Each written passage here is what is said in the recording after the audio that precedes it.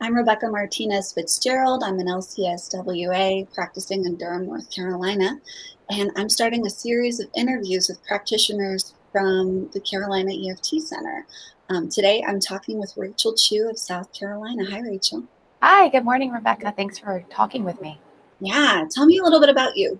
Okay, so I am a licensed marriage and family therapist, and I'm based in Greenville, South Carolina, here in the upstate area. And I have been a part of the EFT community, I would say, since graduate school when it was our couples therapy seminar, but officially started the trainings at the end of 2018 and then did core skills in 2019. So that's my primary focus is my work with couples here in Greenville. And secondary to that, I do a lot of work with differing communities.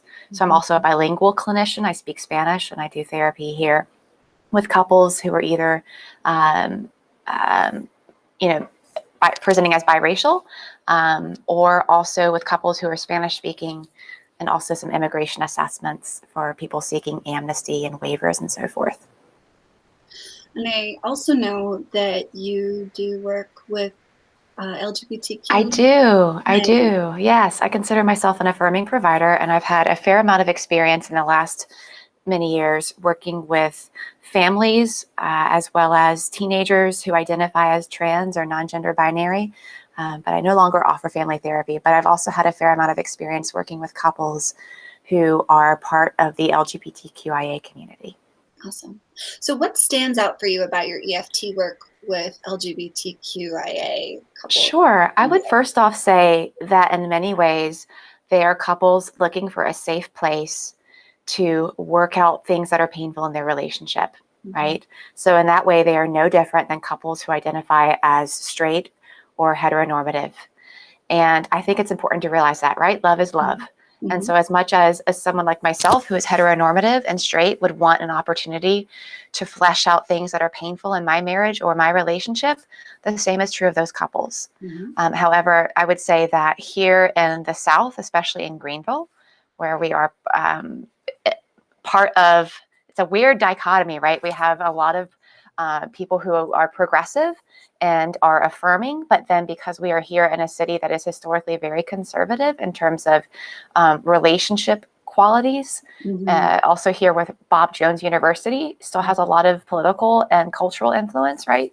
They want to make sure that they are working with a therapist who is either a part of the LGBTQIA community or who is affirmative, right? They want to be in a place where their relationship is safe and affirmed and seen as valid and worthy of getting the help that they need, just worthy in general.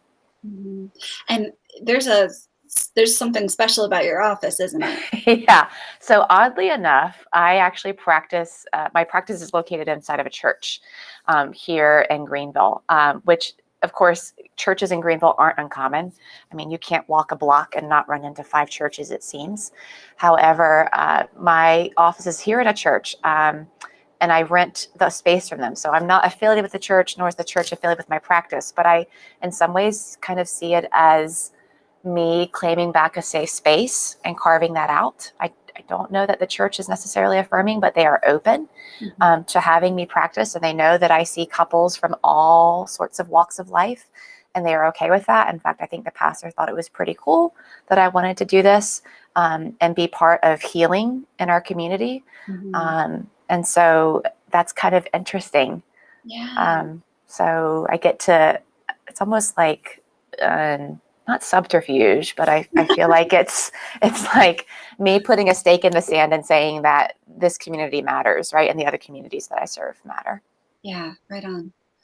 So, what challenges and strengths are you seeing in your work with same-sex couples?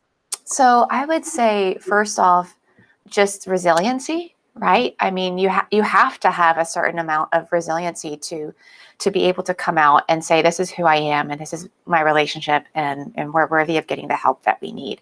We're worthy of existing alongside in spaces where other couples who look differently than us. And so I find that that's one piece. I also find that a lot of the couples I work with, regardless, I think, because they see me, they see my website, they see how I present in my copy, and humor is a big part of what I do. So I find that a lot of the couples, maybe because of the backgrounds they've had to come out of, where there's a lot of trauma, especially religious trauma, right? I'm very upfront in terms of my office being located in a church, even though it's not affiliated with a church and so forth. So I think they find a certain sense of me and how I speak appealing to them with the humor that I use, and them using humor in therapy. And so being able to kind of poke fun of the area that we're in for that way, and that adding a certain amount of resiliency. And then just also for them to be able to show up who they are, and be vulnerable with that. I mean, that's certainly part of the work that I do in EFT lends itself to that really well, and creates that kind of safe foundational space, right? Where there's just unconditional positive regard and empathy, relentless empathy for what's going on and who they are and how they show up with what they show up. Yeah. So I would say humor, resiliency, especially with what's happened politically and culturally in the last couple of years, it hasn't always felt like it was safe for them to be who they are.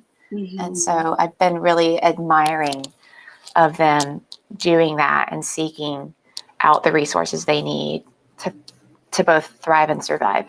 Yeah. What have you learned from your queer and trans clients?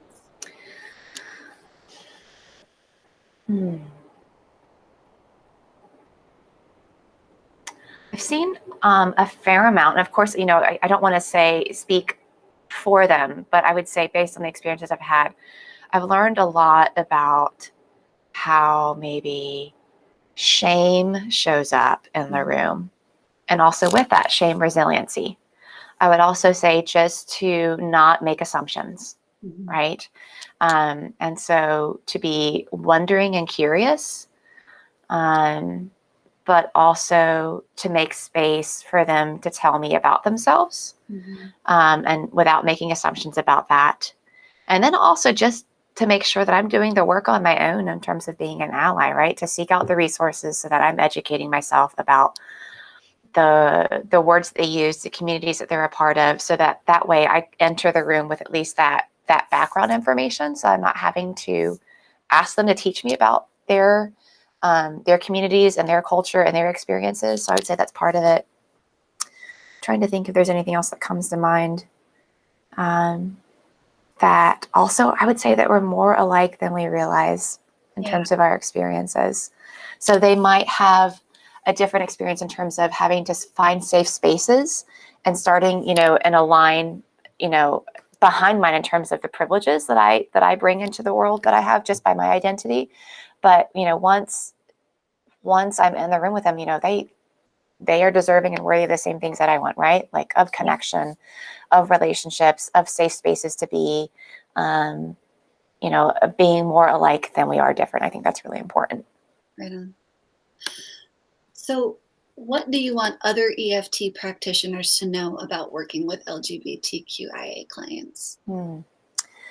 First off, to understand that with the EFT model, we have a lot of, I guess, kind of handholds or doors into doing the work with these couples, right? Whether you identify as a member of that community or a person like myself who is, white and heteronormative and straight, vanilla, all those other identities that apply to me and people who look like me and come from the same position as me. So we have a lot of tools in our tool belt to understand the patterns in which they're getting stuck, and to be able to show up with a lot of empathy, right, from that humanistic point of view, with a lot of compassion and a lot of curiosity. But I would also say, as a person who doesn't identify in that community, you got to do the background work. So seeking out training, seeking out supervision, peer support. So that way, when it comes to knowing about some of the struggles and some of the privileges that people within that community don't possess as people who are straight and heteronormative or white, especially, doing the work of being informed. So that way the questions that I'm asking, the perspectives that I hold, aren't harming people within this community. Yeah, for sure. I think I'm a queer clinician, and I just appreciate hearing not only that you care so deeply about this community. Yes. But as a heterosexual clinician, you're very open about that, and yet I can tell that serving this community well is very important to you. It is incredibly important to me because especially where I live, there just aren't enough affirming clinicians. And that's really important. And I would say within my code of ethics as a marriage and family therapist, but also having practiced EFT, right? Doing the work to kind of unravel some of the things and the biases that I've held, you know, coming out of even a very conservative Christian background, right? I've had to do a lot of kind of unraveling and what's the word I'm looking for? Kind of tugging at some of the threads that almost kind like of bound me up. Deconstructing. Thank you. That was the word I was looking for, and I was lacking it. Deconstructing, yeah, for sure. And fortunately, I'm part of you know, some peer consultation groups and some supervision and individual supervision and EFT around clinicians who are very like-minded and are committed to doing that. And so I think it's really important to be able to offer this type of therapy, holding the stance that I hold. That's really important. Yeah, cool. Well, it's a pleasure talking to you, Rachel. Likewise, Rebecca, thank you for doing this. I appreciate the work that you're doing and putting these videos out there. And I'm excited to see who else you bring alongside to have these chats with. Me too. Yeah. Take care. Okay, you too. Bye-bye.